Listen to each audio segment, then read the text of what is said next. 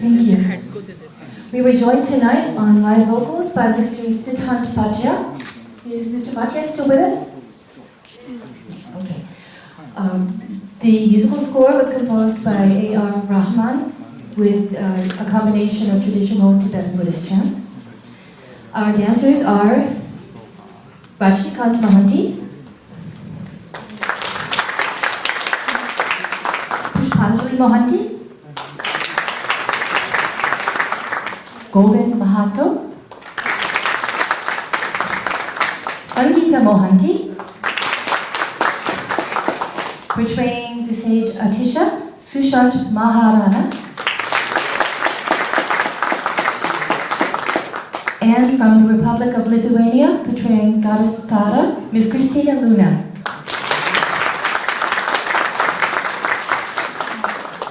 This owned by Ms. Chuki Palmo. We'd like to give special thanks to Professor Shashi Baba and, of course, to Goddess Tara, who made all things possible. Om Tare Tu Tare Ture Soha.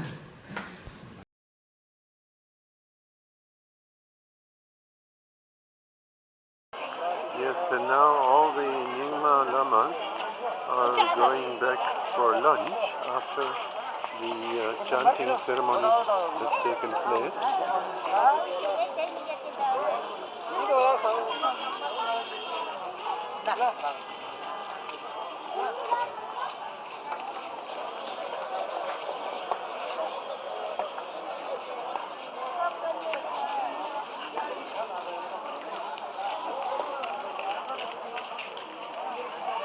Hey, camera.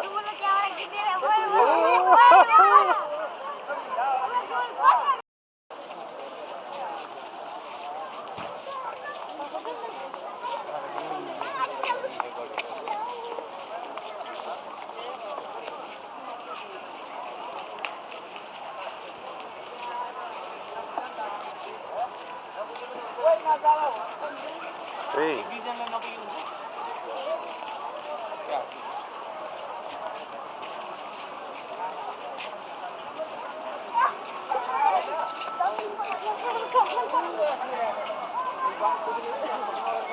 And here we are at the main market near the Bodhi tree, and all the Nyingma Lamas are returning after the puja, which started at 9 o'clock in the morning.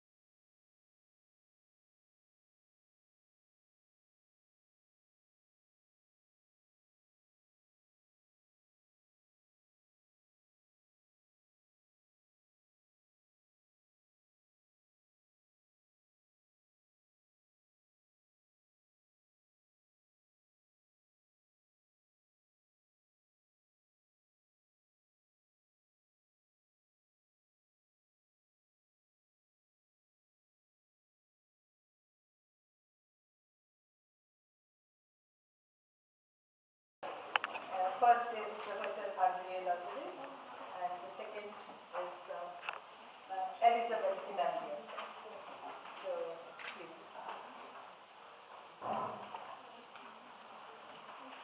Well, it is needless to say how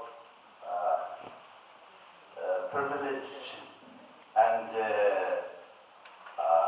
honorable subject that we all involved here today, and not only today, for some time, and today is one of the days, second days of the main conference. This is about Atisha Dipankarji, and more appropriately, Atisha Dipankar Srijana. So, as I know that today Andra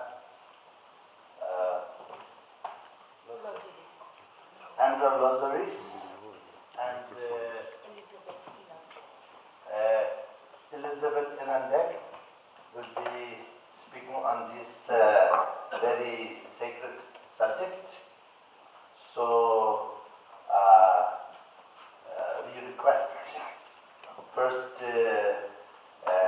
Andra Lozaris to start.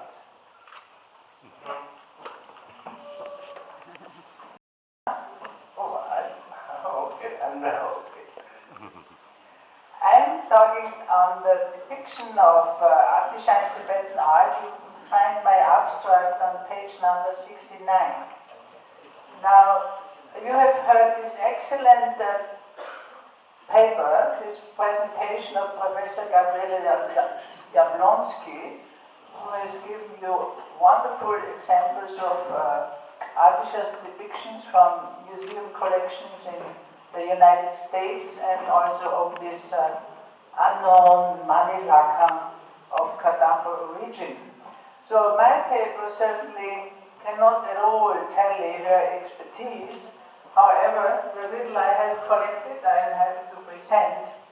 And if you have paid attention to her extraordinary introduction, I would highlight again, but she has given also the chronology, which was very interesting from the art historian point of view, is that what are the subjects of Tibetan art?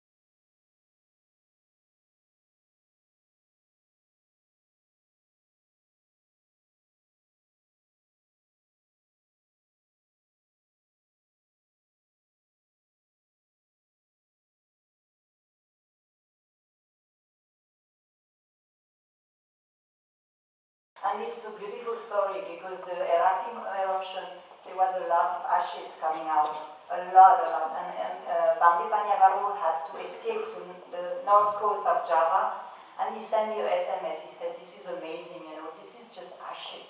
It's so light, it's so empty, but it broke all the trees in the monastery. All the roofs are collapsed just because of ashes. So this is the power of emptiness. And this was again the story, The Voice of Ashes. So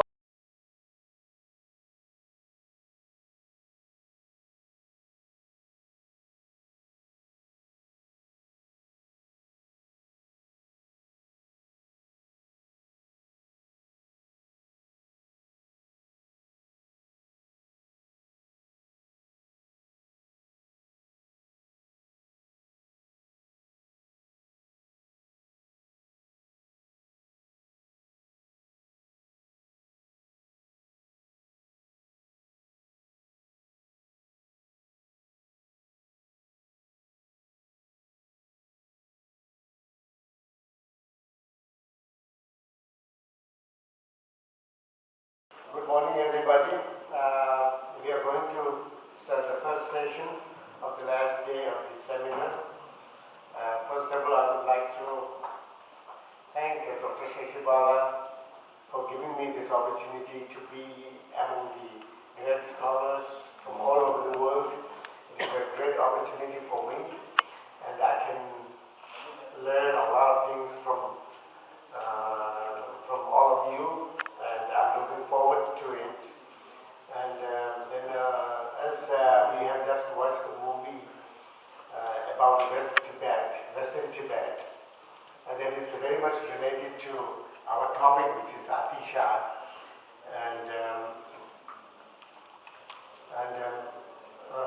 so we are already a little bit late, so I would immediately would like to start the session. And first of all, I would like to request the speaker, Dr.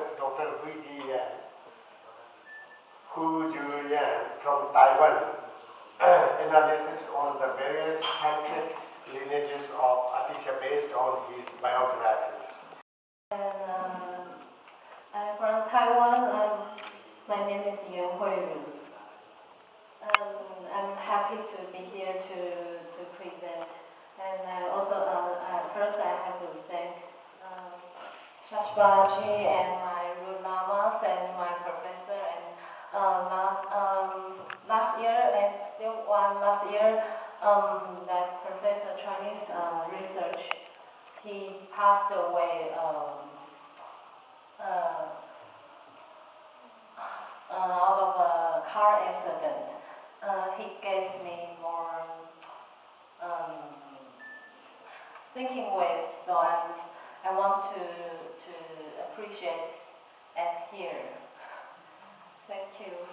And my thesis is on analysis of various tantric lineages of Atisha based on his biographies. Here, because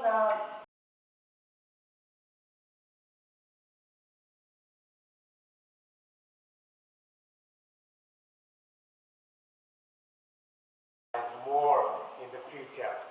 And now I would like to ask all participants if you have any questions to Dr. Fujiyu. Yes, please.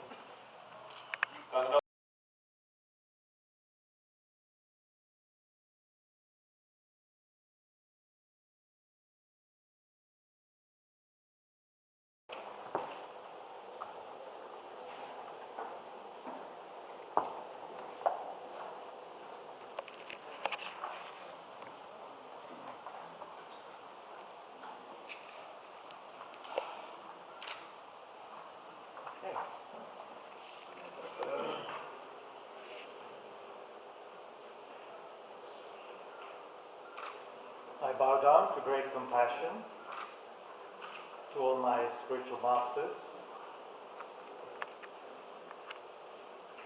Whenever I meet others, having removed angry behavior, I should be able to speak sincerely and frankly with a smiling face. This is from Jewel Rosary, an Awakening Warrior by Joe Atisha. thought I would start with some words from the great master. I want to thank you all. It's a great honor for me to be able to share something as a modern Indian who had the good fortune to meet this living tradition from Nalanda and Vikramshila, which was kept alive by our Tibetan brothers and sisters beyond the Himalayas, and now given to us in such a rich form by all the great masters today, with whom I've had the privilege to meet and to receive teachings from, and especially an honor to be sitting next to an illustrious being who has been benefiting sentient beings life to life. This is something hard for my mind to comprehend, but I try to understand these mysteries, these deep things. So, how long do I have, Chairman? कितना समय है मेरे लिए?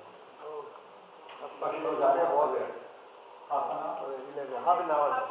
Yes, so I want to divide this into three sections, my friends. First, some introductory words as a modern Indian, looking at the title of our seminar. And I'm especially interested also by cultural renaissance. I'm not sure if that's supposed to refer only to Tibet or to modern India. So I don't know. I will give my version. Then the second part, I will look at my notes, my text. Only the second part, and from my heart, I request you not to look at my paper while the first section is going on. Just listen to me if you can, although I'm very boring, but just pay attention to what I'm saying. My blah is not so interesting in the paper, but we'll look at the paper in the middle section. Third section will be a meditation.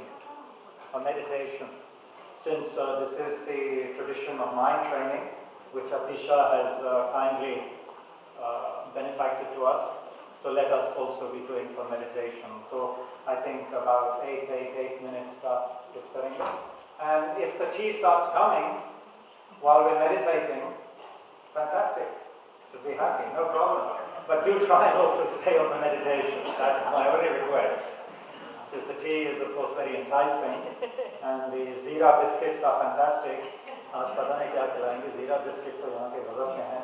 So whatever it is, don't be too attached to them, and just keep with the meditation. So I've been very inspired by some words of Aurobindo, the great sage of India, Aurobindo. He wrote a book in 1918 called The Ideal of the Karma Yogin. 1918, almost 100 years ago, right? What does he say in that book? And it's directly relevant to what we are doing here today, I believe. 19th century in India, he said, 19th century in India was imitative, self-forgetful, artificial. 19th century की बात हो रहा है, 19th century. It aimed at a successful reproduction of Europe in India. Okay, so I'm not here as an anti-colonialist or an anti-Britisher. My mother was British. But it's true, I think, that in the 19th century, from my small understanding, the British, in order to give what they wanted to give to India and take what they wanted to take, wanted us to develop a different kind of trend in civilization. They wanted us to become Nakali Angrez, so that they could rule us properly. They wanted to become imitation Babus and Britishers. And of course we have this legacy today too. A lot of our problems stem from not having got rid of the colonial yoke. We are forgetful of our Western culture. That's why so many Indians have never heard of Atisha, have heard of Gandhiji but never have heard of Vinoba, and so many other things I can cite. They will tell you the name of the latest Samsung Galaxy product, but not the names of our illustrious wisdom masters. This is the stage we're in India today, okay? So, imitative, self-forgetful, and artificial. And I think everything that Atisha embodies is a direct antidote to these three factors. Everything that he can teach us will help us to be less imitative, less self-forgetful, and less artificial, more sincere. Okay? So I wanted to start with that quote. I think it's extremely important. Another quote, which inspires me a lot, and which is Holiness Rinpoche referred to yesterday, when he said that Marfa, the translator, came to India 3 times. 3 times. And please read his autobiography, Marfa the Translator. There's a wonderful edition in English at least, being brought out by Shamala. Please read that book, Marfa the Translator. Anyway, he says, wonderful words. Any Indian should read this and contemplate these words with a healthy pride. Healthy pride, not an egotistic pride, but an inspired pride. When you hear these words of Marfa, right? Tibetan, great Tibetan being. What did he say in the 11th century? He said, this Marfa, the translator, was born in an inferior place, but the place he visited is supreme. Matlab, he was born in Tibet. He went to India. He said, the place I was born is an inferior place. The place I visited is supreme. I went to India 3 times without consideration for life and limb. I sought the holy Dharma. Isn't this remarkable if we think about this? You know, if we actually reflect on these words, isn't it remarkable what this person is saying? This human being? 3 times he came to India. Great hardship if you read his Bible page. Yeah? For the holy Dharma. Huh? And where are we modern Indians running these days? Where are we running? What are we running after? Who are we imitating? What have we forgotten? Look at our artificiality. You know? Of course, it's in other countries too. But Atisha can help remind us and ground us in our tradition in a very direct way. Because, of course, Atisha is not just a scholar, he's a practitioner. So what he says is coming from his deep experience. It's not coming from because he read a book in a library, you know. It's coming from his meditation. Okay? So this is another thing that I think we need to remember, that the Tibetans have kindly reminded us of our Nalanda tradition. Knowledge, wisdom has to have 3 levels.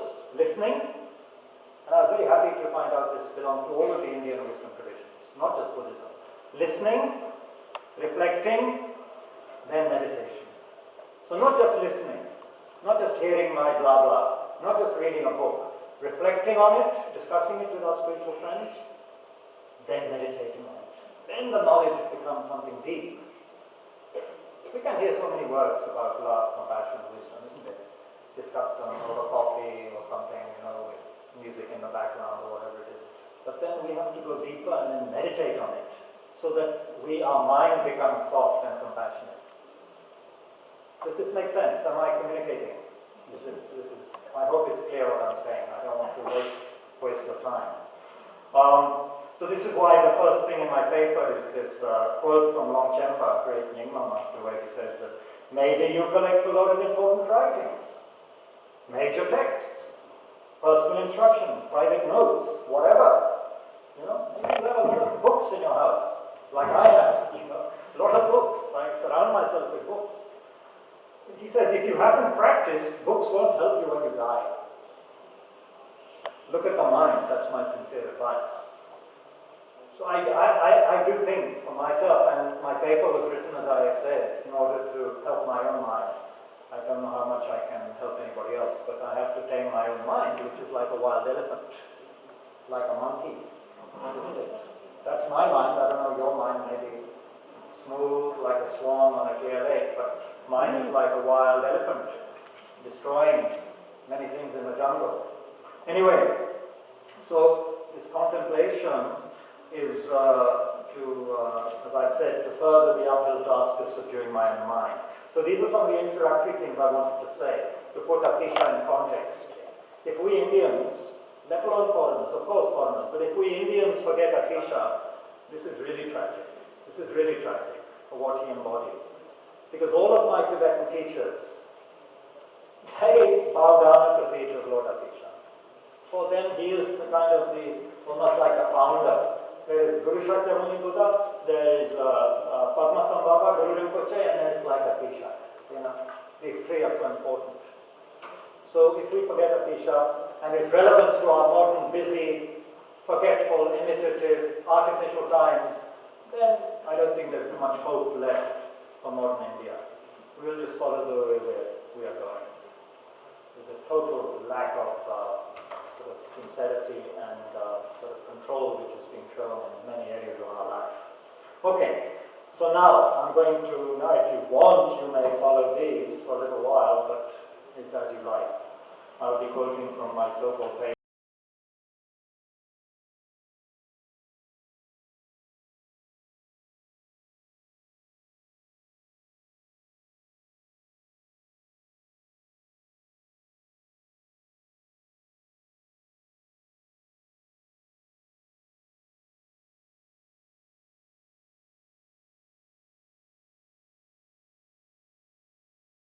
Of Theravada, Mahayana, as well as Tantrayana. By illuminating the path of how to practice all the teachings of the Buddha without any contradiction, he has been extremely kind, especially to the Tibetans of the land of snow. And this is His Holiness. So why was he a great author? He had three qualifications. He had three qualifications for being a great author, according to the Indian wisdom tradition, according to also the way the modern Tibetan masters give their commentary. One, he was well trained in 5 branches of knowledge: grammar, dialectics, medicine, arts and crafts, and of course religious philosophy. 1. 2, he had authentic instructions from a valued lineage holder. It's not like today we can surf a net, find something and then, begin to write a book on it. We get our inspirations or something. No, he had valid lineage masters whose tradition goes back to Tibet, back to the Buddha. His lineage comes from Lord Buddha. It's a mind transmission. It's a mind transmission, not an internet transmission or some other transmission. Mind transmission from the great beings, right up to him. Okay? That's the second reason he is a great author, why he is qualified to write any text. Third, he had permission directly from his meditation deity, his Ishtadevta. Ida. He had, in other words, he had whatever in a vision or dream, he had permission from Avalokiteshvara Tara Jyotidevi. He had permission. So, I don't want to offend anybody, but I think we have to see what these valid qualifications are. Okay, today, at the drop of a hat, we start writing things. And I'm just as much to blame as anyone. I think I'm inspired, कुछ लिख दिए. I don't have, valid, I don't have dreams of my deity who gives me permission to write these things. I haven't studied the five branches of knowledge. I have some authentic instructions from lineage holders, but my mind being like a garbage heap, I have not been able to actualize what they have said. So, I don't have 3 qualifications, and I don't know how many people have these 3 qualifications, but Atisha has. That's why we can bow down before him and his works.